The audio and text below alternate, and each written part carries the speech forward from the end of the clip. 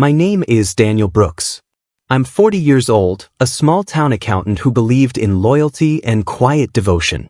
For 12 years, I thought I had a solid marriage. I was wrong about everything. I stood at our dining table, hands steady despite my racing heart. Lena sat across from me, laughing with her friends Sarah and Monica. I'd rehearsed this moment 100 times in my head, but nothing prepared me for what came next.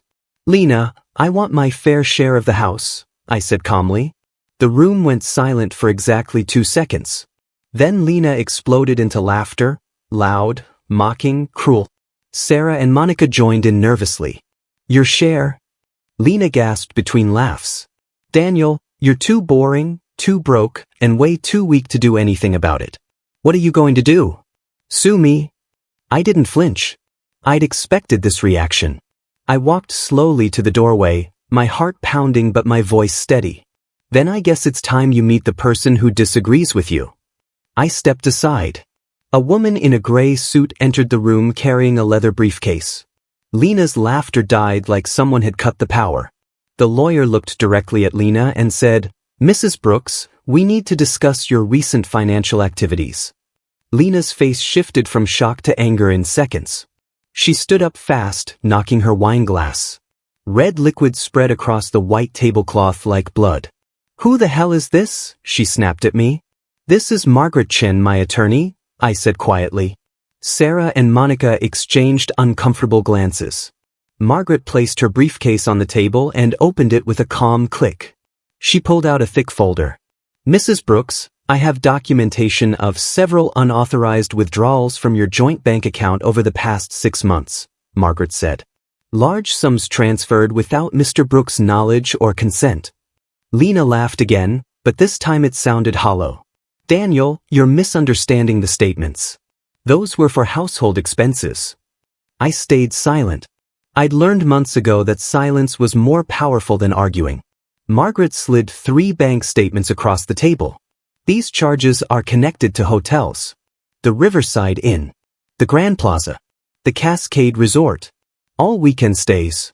You told friends these were girls' trips, correct?" Lena's face went pale. Margaret looked up calmly. "This is just the beginning." 6 months earlier, everything changed on a Tuesday morning. I was getting ready for work when I grabbed Lena's coat by mistake. A receipt fell from the pocket, crumpled, faded, but readable. The Riverside Inn. 2 nights.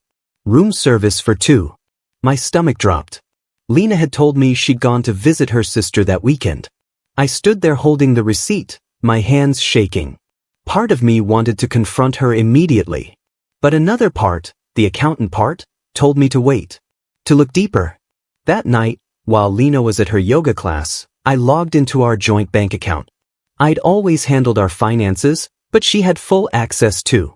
I started scrolling through months of statements. Fills. Restaurants in cities she'd never mentioned visiting. Charges at jewelry stores. Cash withdrawals of $300, $500, $800 at a time. My chest tightened. I printed everything and hid the papers in my office filing cabinet. Then I noticed something else. One hotel receipt had a loyalty program number. I wrote it down. The next day, I called the hotel pretending to confirm a reservation. The name attached to that loyalty number was Kyle Mercer. Back in the present, Lena exploded. "This is ridiculous.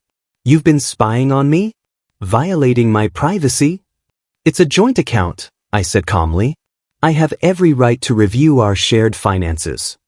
Sarah shifted in her seat. "Lena, you told us Daniel never looks at the bank statements. You said he trusts you completely." Lena shot her a furious look. Monica stared down at her lap. Margaret continued without emotion. "Mrs. Brooks, there's also the matter of a credit card Mr. Brooks never knew existed. A card linked to your home address but opened solely in your name." Lena froze. For the first time, I saw real fear cross her face. That's my personal business card," she stammered. Margaret pulled out another document. "This card has accumulated $19,000 in debt. The billing address is this house. Many charges overlap with the hotel stays we just discussed." Lena tried to speak but no words came out. I watched her scramble for an explanation, Watched her realize she couldn't lie her way out of this. I leaned forward slightly. We haven't even talked about the messages. 3 months earlier, I'd been working from home when my tablet pinged with a notification. Lena had left it on the kitchen counter. We shared the device for recipes and shopping lists. I glanced at the screen. A message preview showed, "He'll never leave me. He's too weak." My blood went cold. I opened the messaging app. Months of conversations filled the screen. Lena and someone named Kyle, discussing hotel meetups, complaining about me, planning their next rendezvous. One message stopped me completely. "Daniel's so clueless. I'm draining the account slowly. By next year, I'll have enough to leave him and start fresh with you." I took screenshots of everything. Every cruel word. Every plan. Every lie. I backed them up to 3 different cloud accounts. Then I closed the tablet and went back to work like nothing had happened. That night, Lena came home and kissed my cheek. "How was your day, honey?" I smiled and said, "Productive." From that day forward, I documented everything while pretending nothing was wrong.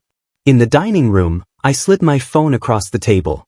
Margaret had already pulled up the screenshots. "Go ahead," I said to Lena. "Read them." Sarah leaned over and gasped. Monica's hand covered her mouth. Lena lunged for the phone, but I pulled it back smoothly. "Everything is backed up," I said quietly. "Deleting them won't help."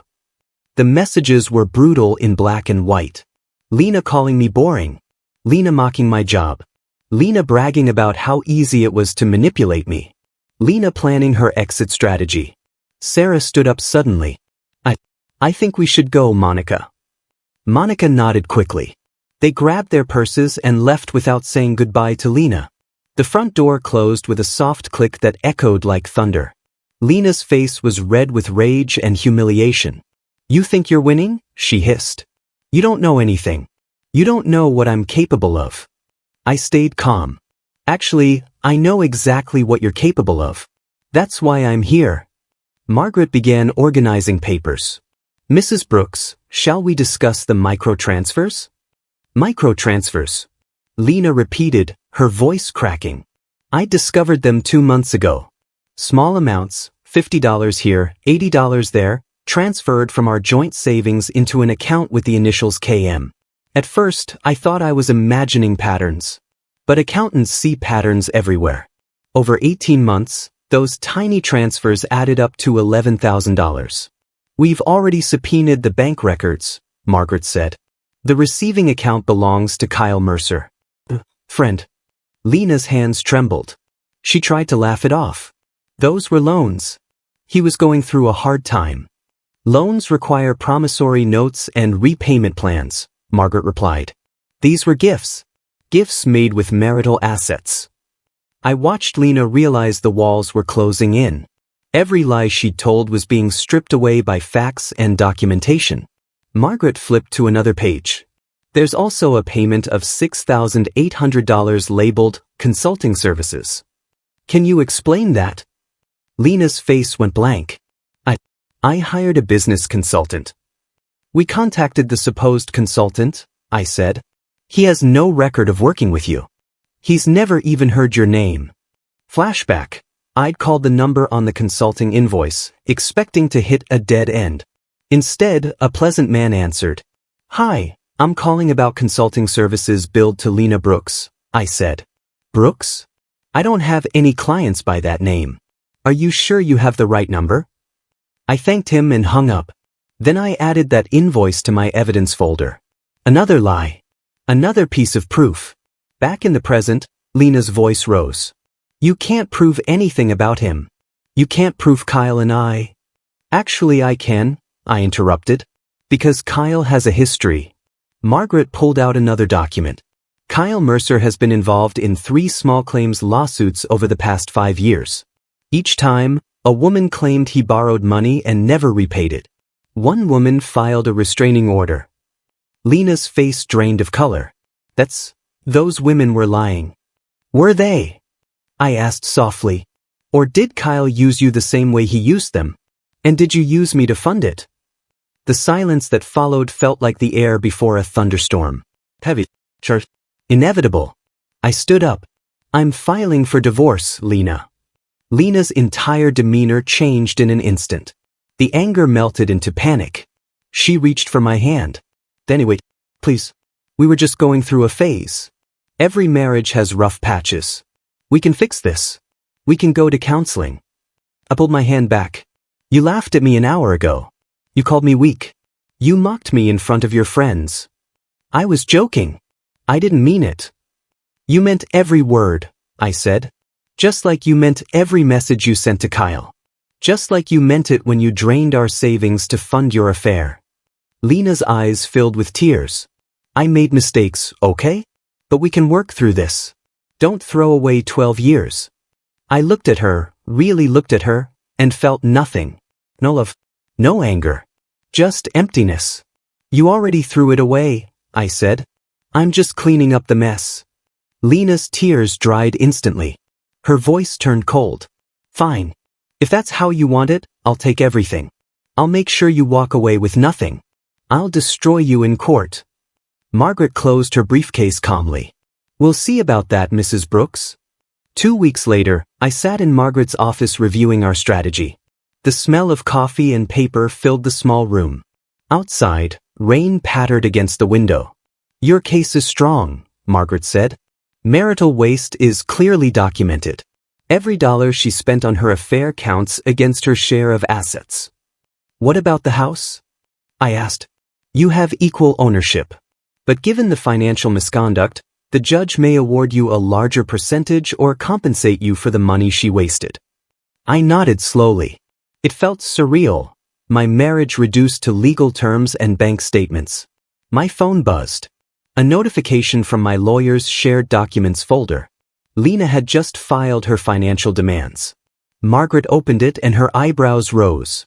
She's asking for 70% of the house, half your retirement account, and $1,500 monthly in spousal support. I laughed bitterly. Of course she is.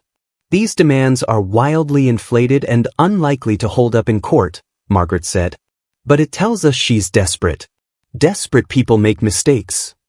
Within days, Lena made her first major mistake. Lena started telling everyone who would listen that I was abusive. Not physically, she was too smart for that, but financially controlling. She painted herself as a victim trapped in a marriage with a manipulative husband who monitored her every move. Some mutual friends believed her at first. Then they started comparing notes. My friend Tom called me. Hey man, Lena's been saying some things about you. But Sarah showed me text messages. The ones where Lena brags about draining your accounts. What's really going on? I explained everything calmly. Tom was silent for a long moment. I'm sorry, he finally said. I can't believe she'd do that. More friends reached out. More people saw through Lena's lies. She'd forgotten that Sarah and Monica had witnessed everything that night at the dining table. Then I received a screenshot from Monica. It was from a group chat with Lena. The message read, I need to delete some stuff from my email before Daniel's lawyer requests it. Anyone know how to permanently erase things? My heart raced. I forwarded it to Margaret immediately. Margaret moved fast. Within hours, she filed a motion to preserve evidence and requested immediate access to Lena's email and financial records. But I went further. I spent an entire weekend securing every piece of evidence I had. I uploaded everything to encrypted cloud storage with multiple backups. Emails, screenshots, bank statements, hotel receipts, everything. Then I found something new. An email from Lena to her own account, sent months ago as a reminder. The email contained a scanned document, a transfer authorization form moving money from our joint account to Kyle's account. The signature at the bottom was supposed to be mine, but I'd never signed any such document. I stared at it for a long time. The signature was close, but the loop on the D was wrong. The tail on the B was too short. Someone had tried to forge my signature. I called Margaret immediately. I found something. Something big. She came over within an hour.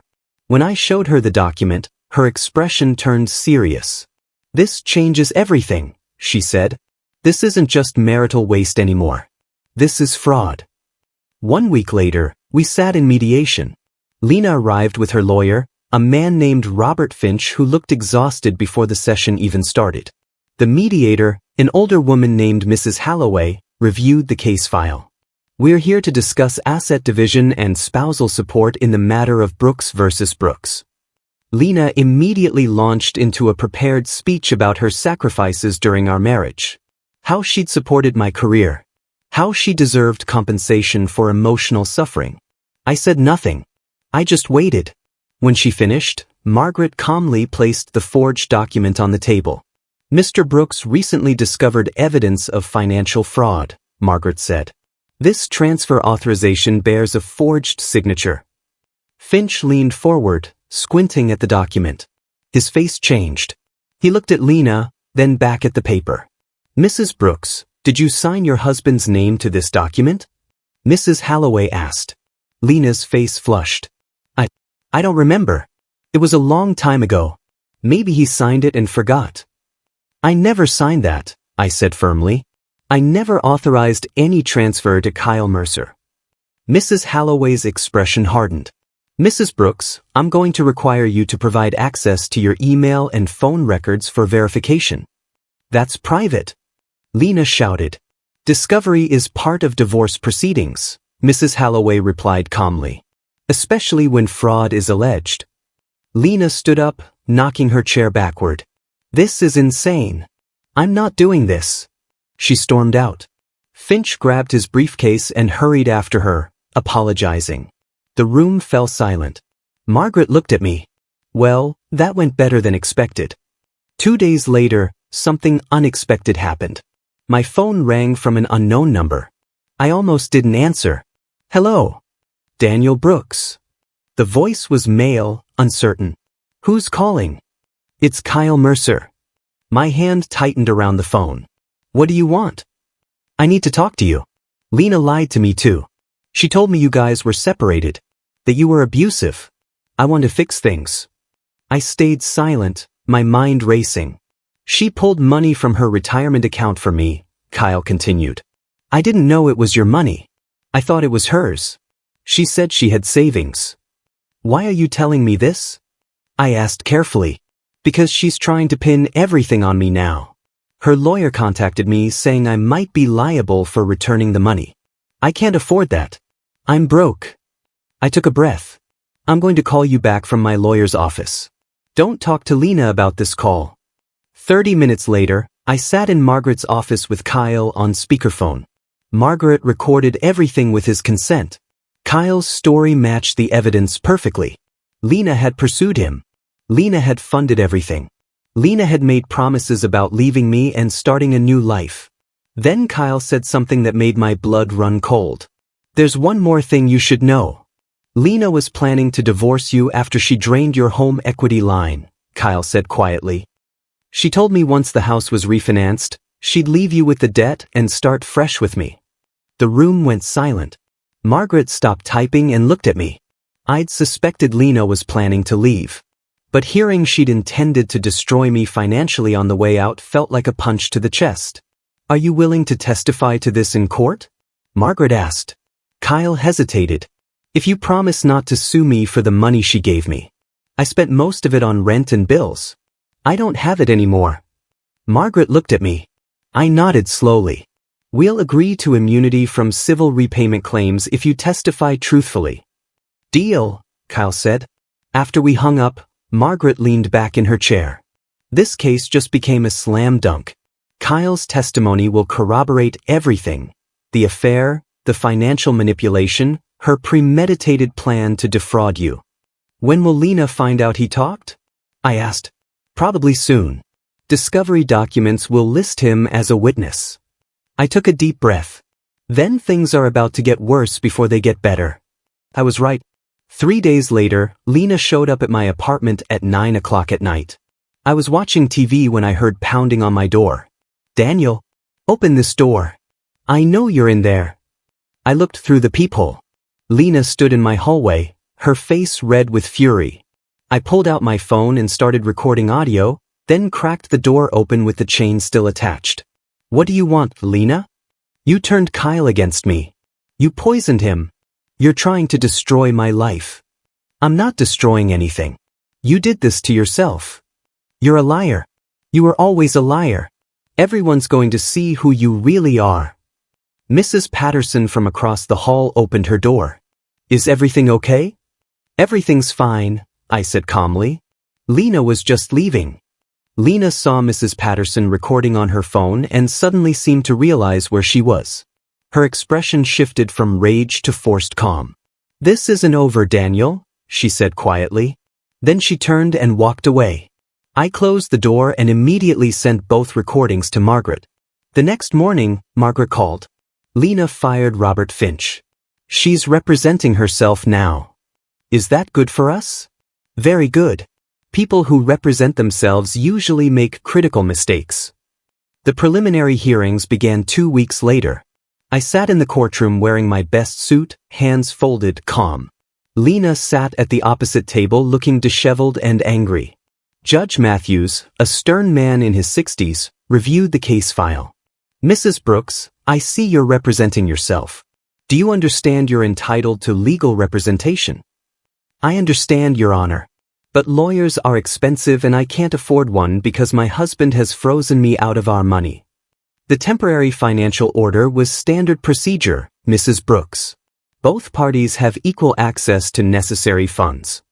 Lena launched into a rambling speech about how unfair everything was.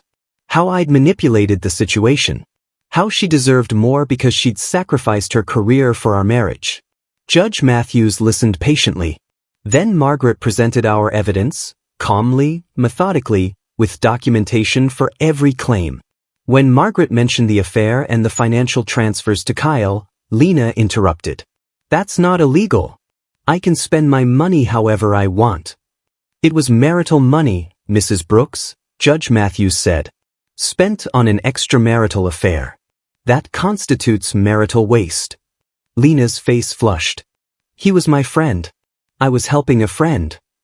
By giving him $11,000 in microtransfers and paying for hotel rooms? The judge asked. Lena stumbled over her words. Yes. He needed help. Judge Matthews made a note. I'm ordering a full financial audit of all accounts, credit cards, and loans attached to either party. We'll reconvene in 30 days. As we left the courtroom, Lena glared at me with pure hatred. The financial audit was thorough and brutal. A forensic accountant spent 3 weeks combing through every transaction from the past 3 years. When the report arrived, even I was shocked. The audit revealed Lena had taken out a personal loan for $12,500 using our house as collateral. I'd never known about it. She'd forged documents and used an old address to hide the statements. The loan had been used to pay off Kyle's car and cover his credit card debt. Margaret filed an emergency motion. This is fraud, Your Honor. Mr. Brooks' home was used as collateral without his knowledge or consent. He's now exposed to financial risk he never agreed to. Judge Matthews looked furious. Mrs. Brooks, did you take out a loan using jointly owned property without your husband's knowledge? Lena tried to lie, but the evidence was overwhelming. Bank statements, loan documents, payment records. I thought I was helping our family, she said weakly. By helping your affair partner? The judge asked. Mrs. Brooks, I'm scheduling a final ruling in 2 weeks. I suggest you prepare yourself. Margaret leaned over and whispered to me, this is the final nail in the coffin. In those 2 weeks, Lena's life fell apart. Kyle blocked her on everything. Phone, email, social media. Friends stopped returning her calls. Even her sister distanced herself after learning the truth. Then Lena lost her job. Her boss called her into the office after she'd missed multiple days due to court appearances and emotional breakdowns. They let her go due to attendance issues. She called me crying. Daniel, please. I need help. I can't pay my rent. I can't afford food. Please. You should have thought about that before you spent $11,000 on your affair partner, I said quietly. I made mistakes. Everyone makes mistakes. You can't just abandon me. You abandoned me first, I replied. You laughed at me. You mocked me. You tried to destroy me. I'm not abandoning you. I'm protecting myself.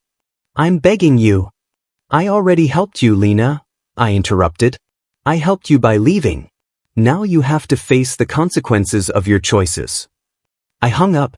My hands were shaking, but not from anger. From relief. The final hearing arrived on a cold Thursday morning. The courtroom felt smaller than before, like the walls were pressing in. Judge Matthews entered, and we all stood. He sat down, opened his file, and looked directly at both of us. I've reviewed all the evidence, testimony, and financial records in this case. What I've seen troubles me deeply. Lena shifted nervously in her seat. Mrs. Brooks, you engaged in systematic financial deception over multiple years. You drained marital assets to fund an extramarital affair. You forged documents. You took out loans using jointly owned property without your husband's consent. Your behavior constitutes marital waste and, in some instances, fraud. Lena started crying. Your Honor, I'm not finished, Judge Matthews said firmly. Mr. Brooks, on the other hand, has demonstrated remarkable restraint. He documented everything legally. He pursued proper legal channels. He never retaliated inappropriately. The judge looked down at his notes. My ruling is as follows. My heart pounded. This was it. The moment everything had been building toward. Mr. Daniel Brooks is awarded 70% equity in the marital home, Judge Matthews said. Mrs. Brooks is responsible for the personal loan she took without Mr. Brooks' knowledge or consent. Mr. Brooks is awarded $15,000 in compensation for documented marital waste. Lena gasped. Your Honor, please. Mrs. Brooks will receive no portion of Mr. Brooks' retirement account due to her financial misconduct. Both parties will retain their separate personal property. Mr. Brooks is awarded full legal costs and attorney fees. The judge closed the file. This marriage is dissolved. Court is adjourned. The gavel struck. The sound echoed in my chest like thunder. I sat there for a moment, unable to move. 12 years of marriage. Months of betrayal. Weeks of legal battle. And it all ended with a gavel strike. Margaret touched my shoulder. You did it, Daniel. Lena stumbled out of the courtroom without looking at me. Her face was pale, her eyes empty. Everything she'd built her life on, her lies, her manipulation, her arrogance, had crumbled under the weight of evidence. I walked outside into the cold air. The sky was gray but bright.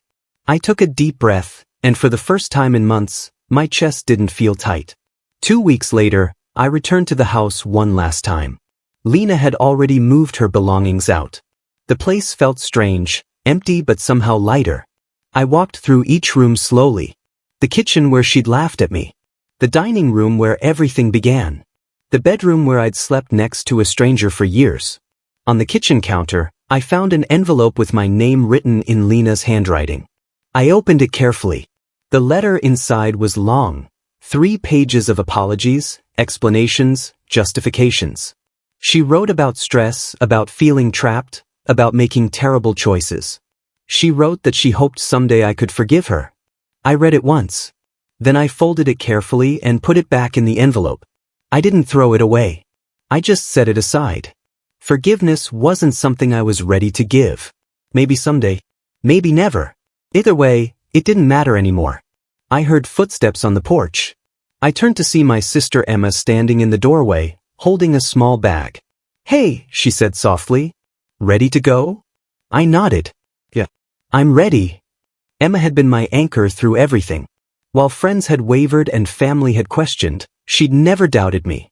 She'd listened to every recording, read every document, and reminded me daily that I wasn't crazy, that what Lena did was wrong. We walked outside together. The afternoon sun broke through the clouds, warming my face. Emma reached into her bag and pulled out a set of keys. These are yours, she said, pressing them into my palm. Your keys. Your house. Your life. I closed my hand around them. Cold metal. New beginning. Across the street, I saw a figure standing by a parked car. Lena.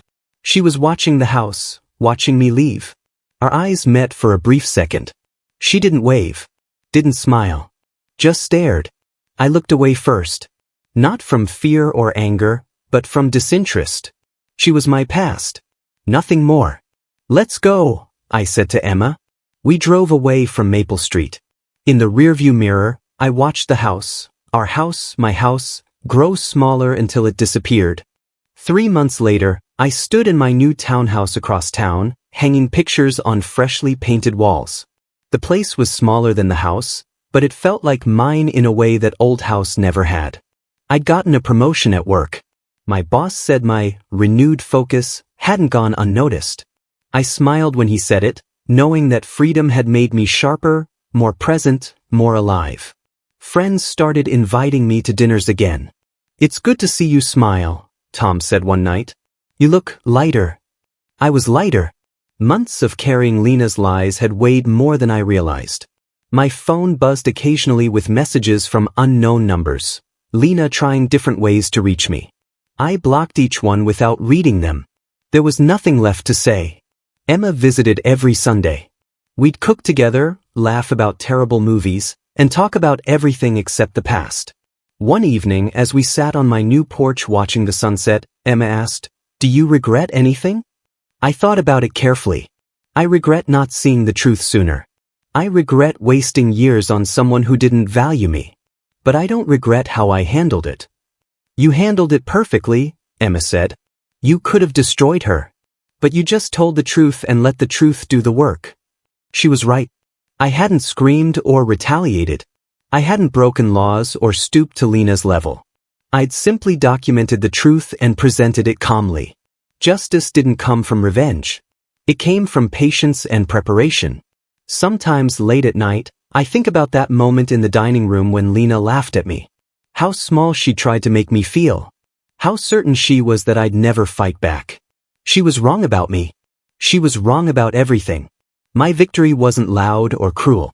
It didn't involve destroying her publicly or seeking vengeance beyond what the law provided.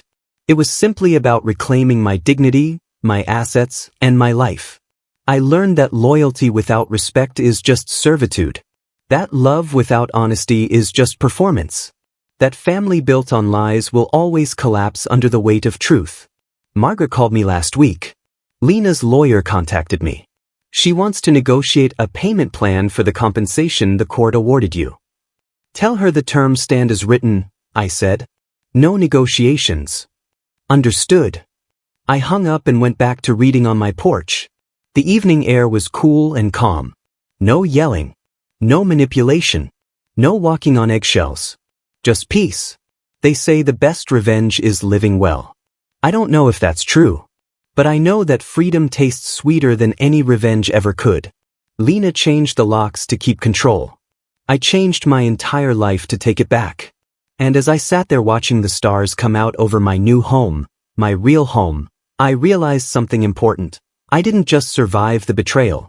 I became stronger because of it. If you've ever had to walk away from someone who tried to break you, you understand. Sometimes the bravest thing you can do is choose yourself. Document the truth. Stand firm.